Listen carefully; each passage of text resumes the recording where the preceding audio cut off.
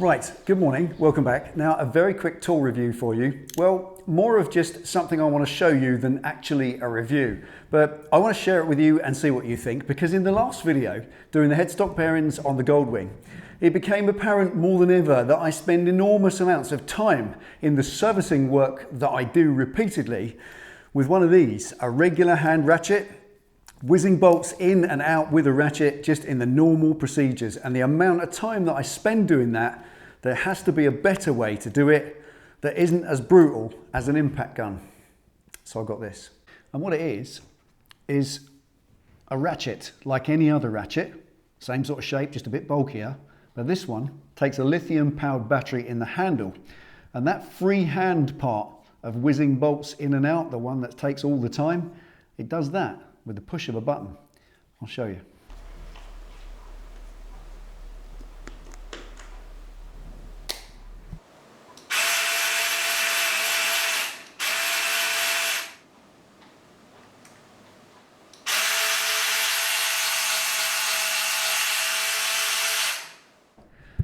So the immediate question straight away that arises is, how does that differ from my impact gun? How is that better than my impact gun, which I've had and relied on and I love? Everyone loves using their impact gun. Look at it.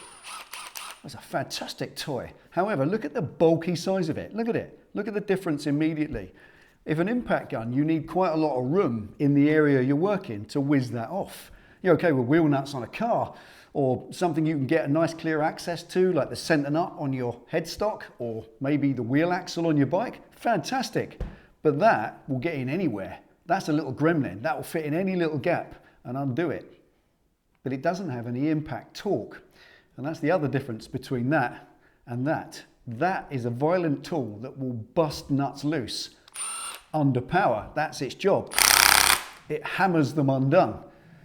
This doesn't. This lets you do the manual pulling, and only once it's broken free can you press the button and then just wind the bolt out. This purely undoes the bolt once it's already loose. So how strong is it? How much power and how much resilience has that head got to bust a nut loose by comparison to this? Okay, now we've all said, haven't we, forever, don't stress a ratchet. Don't lean too hard on a ratchet, because it is a mechanism. You shouldn't stand on it or swing on it. You should get a Tommy bar, break the nut loose, then use your ratchet. That's the normal hand tools procedure. But how strong is this?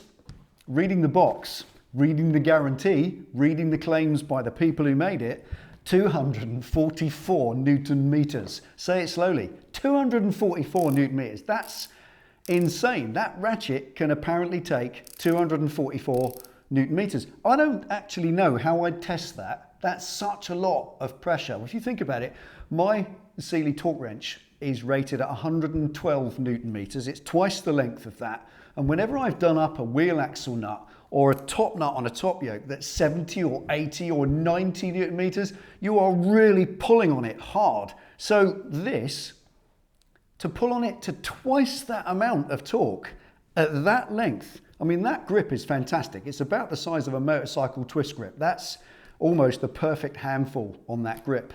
So you've got a good old grip of it.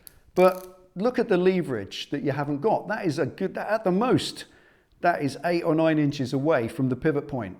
How are you going to get 244 Newton meters of pressure on that? You're not. You're simply not, without putting a pud log on the end of it. So you're never going to break the ratchet. And if you do, it's guaranteed, as all their tools are. So I'm quite happy that it's strong enough to do the job.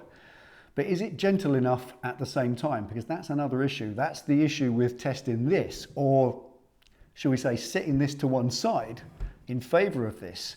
Does this give you the gentle, caring hands that you always get from an actual naked hand ratchet?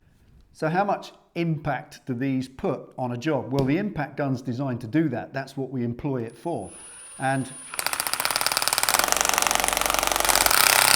by putting a force against that, any force at all, it starts to impact, and that's its job.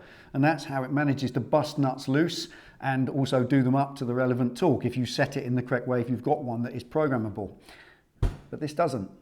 One of these simply has a ratchet, so when it reaches a given Newton meters torque, it simply stops, and it stops pulling as well. So it rotates and then it simply stops. It doesn't want to continue rotating. There is no rotational force to speak of once that ratchet snaps away. It stops. So therefore, if you reach an interruption in a thread or a partially stripped thread and it gives you a little bit of torque back, it stops. The ratchet knows that and it just stops pulling and it prevents any damage. So it's gentle. But how gentle? Well, again, according to the packet that tells me it's 244 Newton meters of torque manual, it has only 1 Newton meter of torque on the drive. That electric drive with its little ratchet, do your fingers, 1 Newton meter of torque. So it's not even going to strip the machine screws in your reservoir that holds your brake fluid. Those little cap screws, you could put a bit in the air, a screwdriver bit in the end, and do it up with it, and it wouldn't strip them off. It's that gentle. So it's both gentle and strong, a bit like a Labrador, and I think with the compact nature of it compared to an impact gun, that's going to be a very useful tool. But a video like this wouldn't be complete without a little direct, shall we say, side-by-side comparison of a speed drive ratchet and a hand ratchet, and see how quickly I can do up 2 bolts, and we'll see how quickly I can do up 2 bolts with this.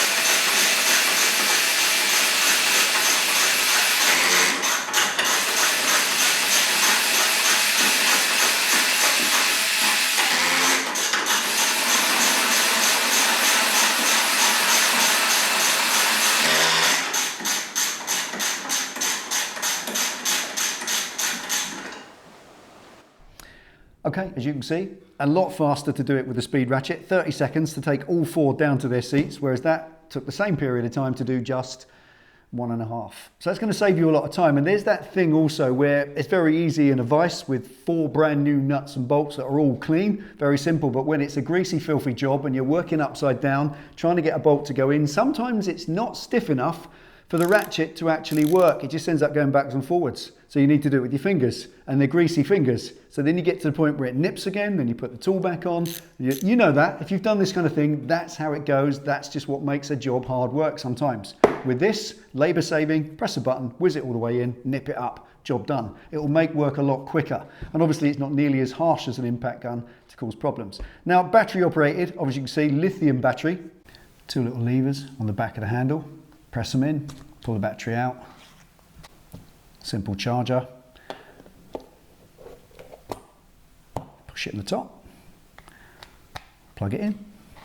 Right, in the time it took to put the camera back up there, that light's gone green. So that battery fully recharged in a matter of a minute or so from all the messing around I've done today. So that's pretty good. I'm quite impressed with that. Charges up quite quickly. It does say on the packaging that from dead to full charge is 45 minutes. I guess that's the way with any lithium battery, but honestly, you don't let them go dead. You just top them up in between uses and they're always there for you. But if you are, there's a slot in the casing for a second one, so you can treat yourself to a spare battery and you can rotate them if you need to. And also this casing is pretty cool. It's a mobile tool you take out and about with you. I'm certainly going to, and it's got one of these shock-proof resistant neoprene linings, like blocks of carved neoprene. Pretty cool, and that will keep the tool safe, keep it all nice and dry, because it's a sealed box as well. Quite impressed with that. So there we are. I hope you enjoyed that. Thank you so much to our patrons for supporting us with this. This is what helps us to improve the channel, improve the videos, and move ourselves forward at the same time. Thank you so much. Right, now a while ago, I did a video changing all 3 oils in my Harley Davidson from a single Screaming Eagle Sin 3